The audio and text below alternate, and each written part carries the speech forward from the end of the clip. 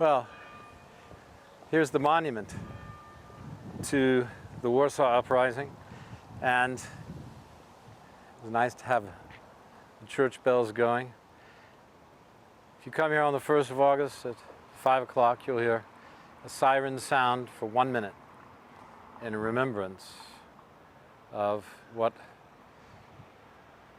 started at that time on the first day of August in 1944. The entire town stops, traffic stops, people stop what they're doing when they hear that siren. Perhaps the most potent place to feel the emotion of that moment is right here at the memorial. And you can see the figures behind me of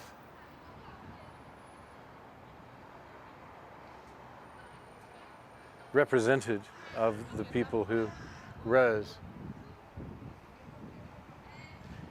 It's curious, there should probably be more women here. There were many women and a lot of children. A lot of children, teenagers, I think down to the age of say 12, 13, carrying messages and delivering various items that needed to be delivered. And some of them actually combatants. But that's part for another story.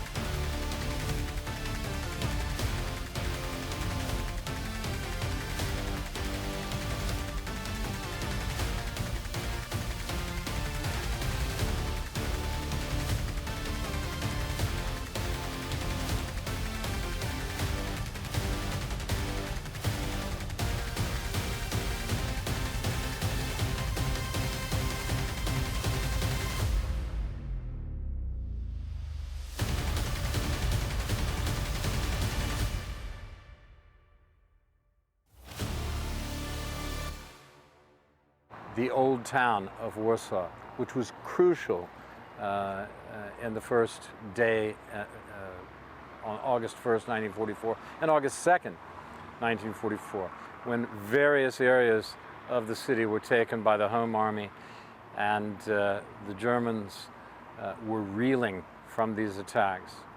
It's the largest uprising of the Second World War, one of the largest in any war that we can think of.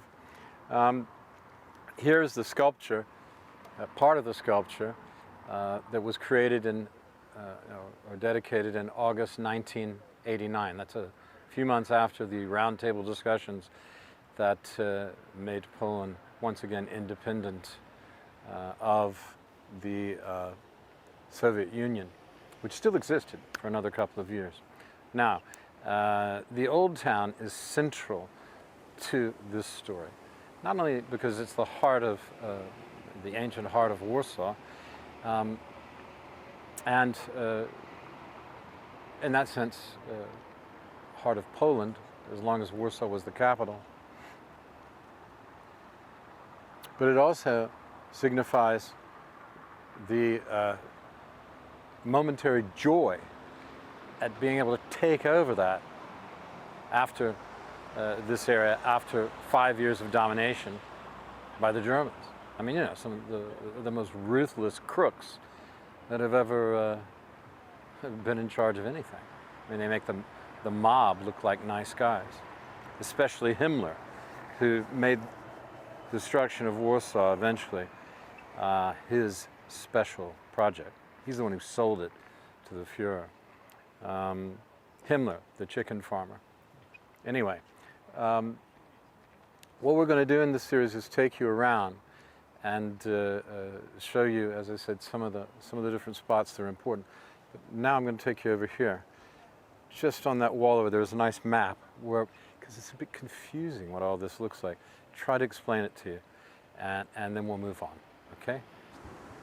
Right. So here we can come up and read in various languages, in Russian and French, German, Polish, English, the same general text about what happened during the Warsaw Uprising for those who need an introduction.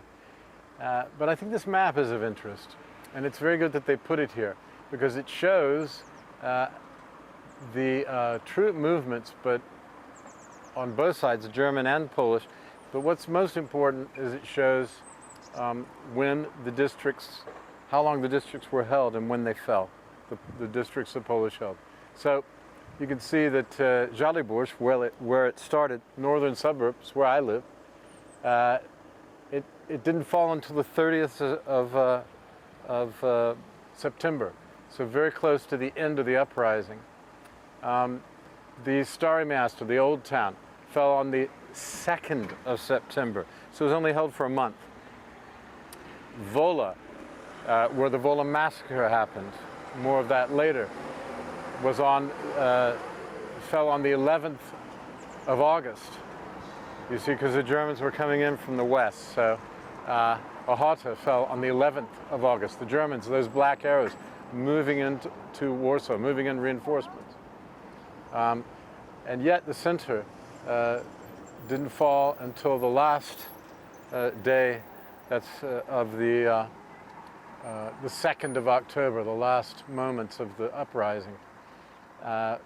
Powierzchla, though, the Germans came along and although the Poles had taken the riverbank of the Vistula on the first day or two, the Germans came back and were there from the 6th of September, so about a month. Powierzchla is the area right by the river where you have the University Library today and the Copernicus Museum.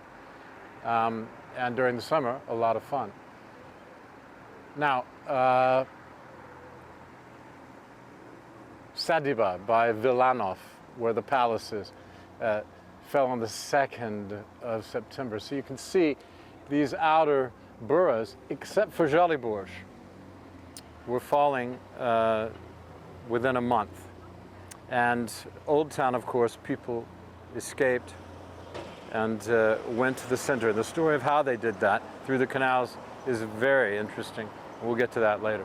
Now, what this does show is that the Poles held the center right till the end. Right till the end.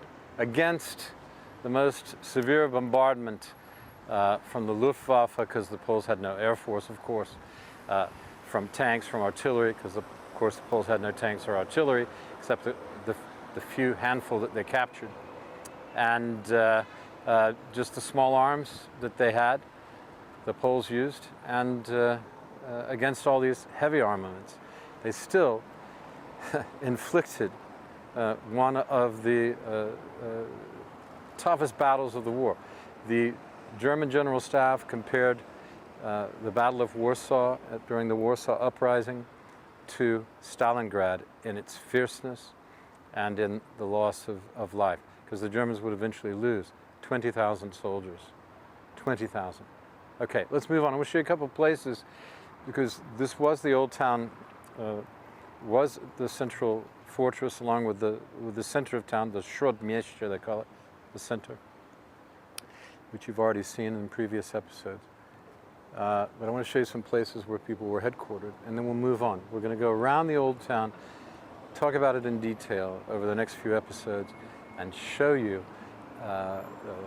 various places where things happened, and tell you stories about why we should remember